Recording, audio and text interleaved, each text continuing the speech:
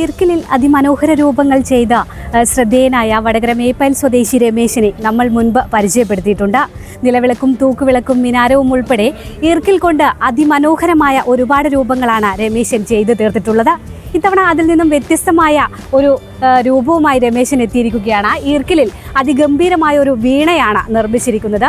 ഈ ഒരു കഴിവ് നിങ്ങളിലേക്ക് എത്തിക്കണം, ഈ ഒരു സൃഷ്ടി നിങ്ങളെ കാണിക്കണം, അതാണ് നമ്മൾ ഇവിടേക്ക് എത്തിയത്. വടകര മുനിസിപ്പൽ പാർക്കിൽ രമേശിനൊപ്പം നമ്മൾ ചേരുകയാണ്. അതിമനോഹരമായിട്ടുണ്ട്. അപ്പോൾ എത്ര നാളത്തെ പരിശ്രമമാണ് ഈ ഒരു വീണ? 6 മാസം മുകളിലെടുത്തു. 20 ഓലേൻ്റെ ഈർക്കിൽ എടുത്തിട്ടുണ്ട്. ഈ ഈർക്കിൽ എടുക്കുന്നത് പഴുത്തു വന്ന ഓലേൻ്റെ ഈർക്കിൽ എടുത്തതിന് ശേഷം വീണ്ടും ഉണക്കും. ഒരുപാട് രൂപങ്ങൾ ഉണ്ടാക്കിയല്ലോ. അപ്പോൾ ഈ വീണയിലേക്കുള്ള ആശയം എങ്ങനെ എത്തി? വീണയിലുള്ള ആശയം വെച്ചാൽ എനിക്ക് വലിയൊരു ആഗ്രഹമായിരുന്നു ഒരു വീണ ചെയ്യാന്നുള്ളത്. അങ്ങനെയാണ് വീണ ചെയ്തത്. അപ്പോൾ ഒരുപാട് കഷ്ടപ്പെട്ട് ഉണ്ടാക്കിയെടുത്തതാണ്. അപ്പോൾ ഒരുപാട് രൂപങ്ങൾ, 100-ലധികം രൂപങ്ങൾ ഉണ്ടാക്കിയെടുത്തിട്ടുണ്ട്. അപ്പോൾ അതിൽ ഏറ്റവും പ്രയാസപ്പെട്ടതാണോ ഇത്? ഏറ്റവും പ്രയാസപ്പെട്ട വർക്കാണ്. പൂർത്തിയായി കഴിഞ്ഞപ്പോൾ എന്ത് തോന്നുന്നു? ആത്മവിശ്വാസം, നല്ല സംതൃപ്തി മനസ്സിന്. ഒരുപാട് ആളുകളെ കാണിക്കണം ഇത് ഇത്രയും മനോഹരമായ ഒരു തൻ്റെ ശാരീരിക പരിമിതിയെ അല്ലെങ്കിൽ ചലനശേഷി ഇല്ലായ്മയെ അതൊരു പ്രതിസന്ധിയായി കണ്ട് നിൽക്കുകയല്ല രമേശൻ ചെയ്യുന്നത്. മറിച്ച് തൻ്റെ ആത്മവിശ്വാസം കൊണ്ട് അതിനെ തോൽപ്പിക്കുന്ന ആളാണ് രമേശൻ. അപ്പോൾ വേറെ എന്താണ് പറയാനുള്ളത്, പുതിയ വിശേഷങ്ങൾ? ഞാൻ ഇന്ന് വടകര മുനിസിപ്പൽ പാർക്കിലെത്തിയത് എനിക്ക് ഏറ്റവും വേണ്ടപ്പെട്ട എന്നെ അത്രയും സപ്പോർട്ട് ചെയ്യുന്ന മണൽ മോഹൻ സാറിനെ കാണിക്കേണ്ടിയിട്ടാണ്. ഞാൻ ആദ്യമായിട്ട് വീണ ചെയ്തതിന് ശേഷം ആഗ്രഹമാണ് മണൽ മോഹൻ സാറിനെ കാണിക്കാനാണ്. അങ്ങനെയാണ് സാറിനെ ഇവിടെ നിർത്തിച്ച് ഞാനിവിടെ എത്തിയത്. അപ്പോൾ ഇതിൻ്റെ മുഴുവൻ ഓരോ ഭാഗങ്ങളും സൂക്ഷ്മമായി നിരീക്ഷിച്ചാണ് ചെയ്തിരിക്കുന്നത് എന്ന് ഇത് കാണുമ്പോൾ മനസ്സിലാവും. അതെ, അതെങ്ങനെയാണ് മനസ്സിൽ അതിനെ പകർത്തിയെടുത്തോ? അല്ല, ഒരു വീണ എന്താണെന്നുള്ള ആദ്യം കണ്ട് അതിൽ ഏറ്റവും കൂടുതൽ എനിക്ക് സഹായിച്ചത് മോഹൻ സാറാണ്. വീണ കണ്ട് അതിൻ്റെ അളവെടുത്തതിന് ശേഷം ചെയ്തെടുത്താണ്. ഓരോ ഭാഗം ചെയ്തെടുത്താണ്. ഇതിന് നല്ല പൈസ ചിലവ് വരുന്നുണ്ട്. ഒന്നത് ഗമ്മാണ്. ഗമ്മിന് നല്ല പൈസ ചിലവുണ്ട്. പിന്നെ അതേപോലെ ഇതിൻ്റെ ക്ലിയറടി, അങ്ങനെ ഓരോ ഇതിനും നല്ല പൈസ ചിലവ് വരുന്നുണ്ട്. ഇതിന് വീണേൻ്റെ ഏറ്റവും പ്രധാനപ്പെട്ട ഭാഗമാണ് വ്യാളിമുഖം. ആ വ്യാളിമുഖം ചെയ്തെടുക്കാനാണ് ഏറ്റവും കൂടുതൽ സമയം എടുത്തത്. ഈ രമേശൻ നമ്മളെ വടകര മേപ്പയിൽ മൂരിയോടൻ കണ്ടി എന്ന് പറയുന്ന വീട്ടിലാണ്.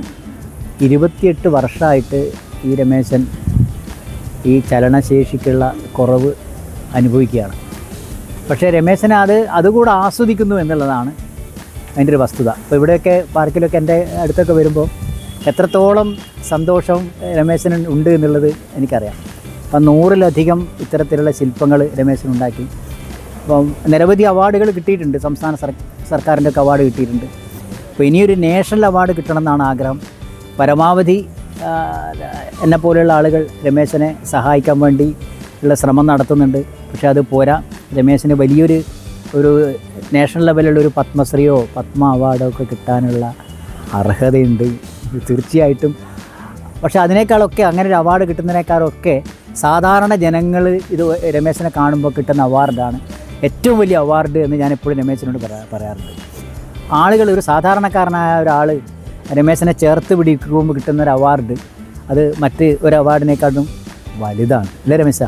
അതെ, ഓരോ ആളുകൾ ഇത് ഓരോന്ന് കാണുമ്പോഴുള്ള ഇത് 6 മാസമാണ് ഇതിൻ്റെ പുറകിൽ രമേശൻ തപസ്യ എടുത്തിട്ട് ചെയ്തത്. 20-ലധികം ഓലകൾ, ഇതിൻ്റെ സ്ട്രിങ് വരെ ഈർക്കിളി കൊണ്ടാണ് രമേശൻ ചെയ്തത്. മാത്രമല്ല, ഇത് വെറും ഈർക്കിളി കൊണ്ടാണ് ചെയ്തതെങ്കിൽ ഇത് കാറ്റടിച്ചാൽ പാറിപ്പോവും. പക്ഷേ രമേശൻ എന്ത് ചെയ്തതെന്ന് പറഞ്ഞാൽ അതിൻ്റെ ഉള്ളിൽ മാർബിളിൻ്റെ കഷ്ണമൊക്കെ വെയിറ്റ് വെച്ച് പാറിപ്പോകാതിരിക്കാനുള്ള വലിയ ഒരു അശ്രാന്ത പരിശ്രമം നടത്തിയിട്ടുണ്ട്.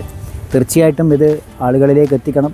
രമേശനെ പരമാവധി സഹായിക്കാനുള്ള ഒരു ശ്രമം നമുക്കുണ്ടാക്കണം. രമേശന് ഒരു വീട് രമേശൻ്റെ ഒരു സ്വപ്നമാണ്.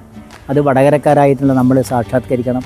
രമേശൻ്റെ എല്ലാ കരകൗശല വസ്തുക്കളും ഈ നഗരസഭയുടെ ഒരു അംഗീകാരത്തോടു കൂടി ഈ പാർക്കിൽ സ്ഥാപിക്കുകയും അതിന് രമേശനെ സഹായിക്കാൻ പറ്റുന്ന ഏത് മാർഗവും സ്വീകരിക്കാൻ നഗരസഭാ അധികൃതരോട് അഭ്യർത്ഥിക്കുന്നതായിരിക്കും എന്നുകൂടെ ഞാൻ പറയുകയാണ്.